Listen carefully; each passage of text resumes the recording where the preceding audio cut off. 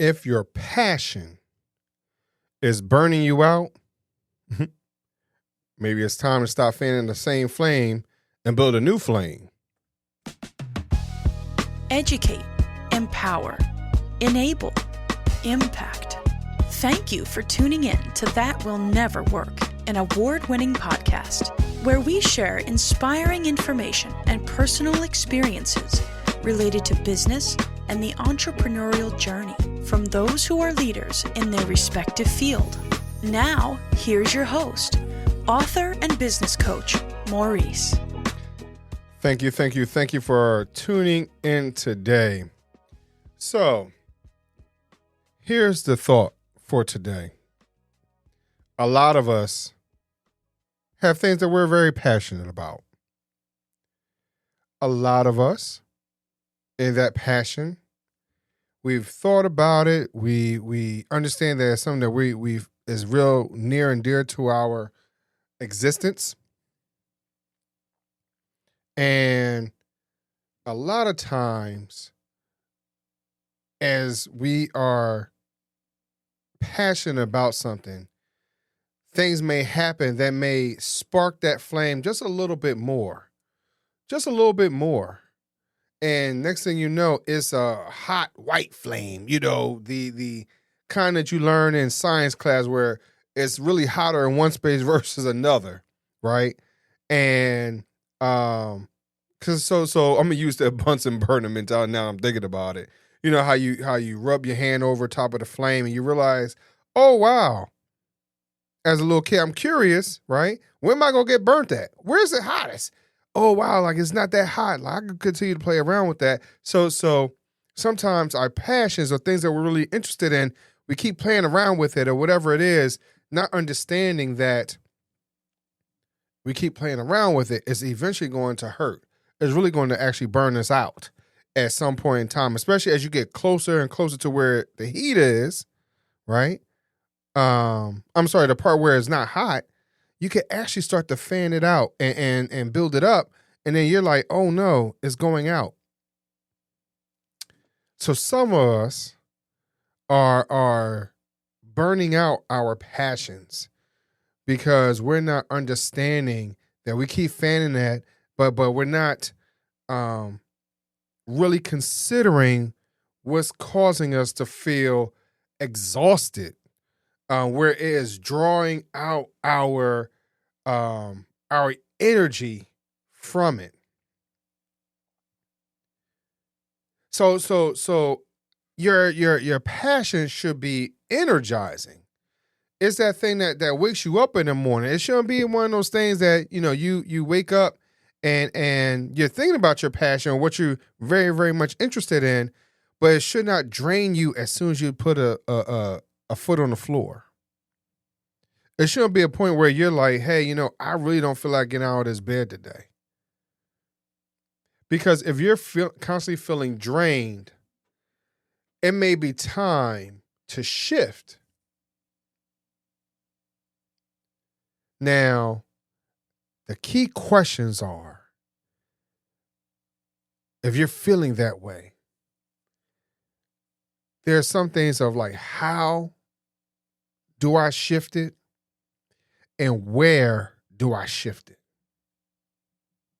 And those things that, I can't tell you right, wrong, or indifferent. I can't give you the magic formula for that because it's different in any and all situations.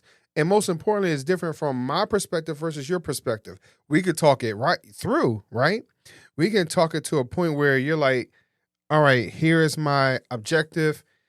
Here's what I like to do. This is a passion of mine. This is what my goals are, my desired outcome. And these are the people that I want to impact. But this is the way I've been doing it. But are you at the point of exhaustion? And so now you really need to figure out like, all right, in these points of progression or productivity, I need to maybe adjust one of these points here. So that is your where. And how do you adjust it? can determine what that desired peace or how it works in that system. So if you're constantly feeling drained, it may be time to shift how or where you apply that passion. A lot of us, again, are consumed with things that are external. So what is the internal part of you that's speaking to you? What is your body saying to you? What is your heart saying to you? What is your mind saying to you? Because you really need to pay attention to all of that and understand, even like it could be something as simple as like, maybe this is not a passion of yours. Maybe it's just something that you really like a lot. It doesn't have to be a passion. Maybe it's something that you're good at, that you have a knack for. But is it something that is making you exhausted? And with that exhaustion becomes some other unhealthy situations, i.e., my own personal journey, unhealthy eating. That's one. I can find myself, and I heard a joke not too long ago. I had gone to a comedy show for my birthday, and I heard a joke where the comedian was talking about a pack of Oreo cookies, right? So how many of you understand that, cookies like that, it's not hard to eat a whole row.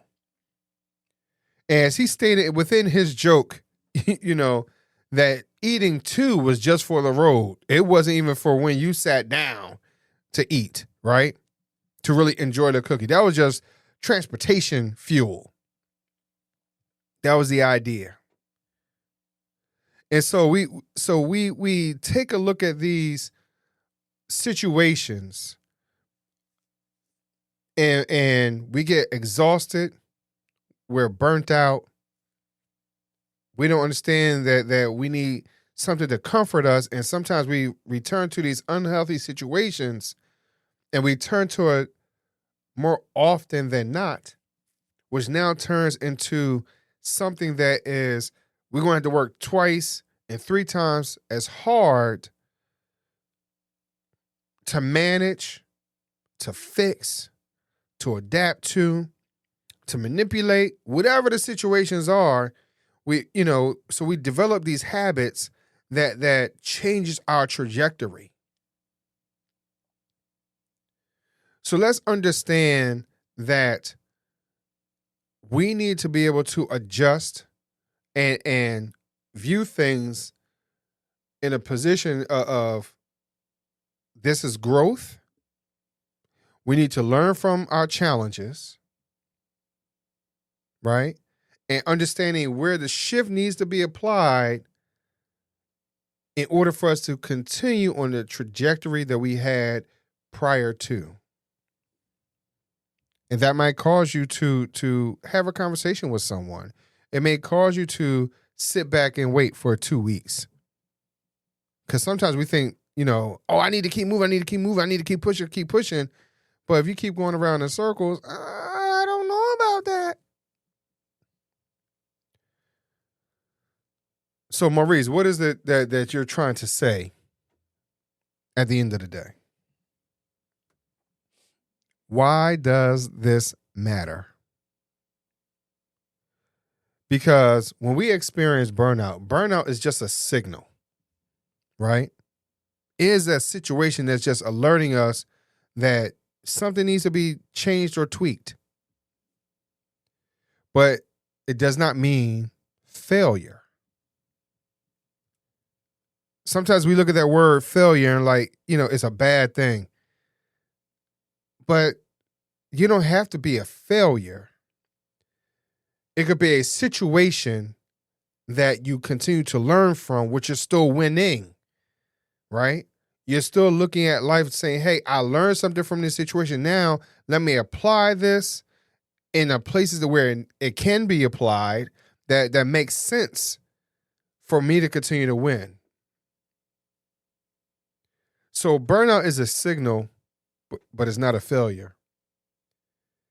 And understanding that pivoting can reignite your love for the work in a healthier and more sustainable way.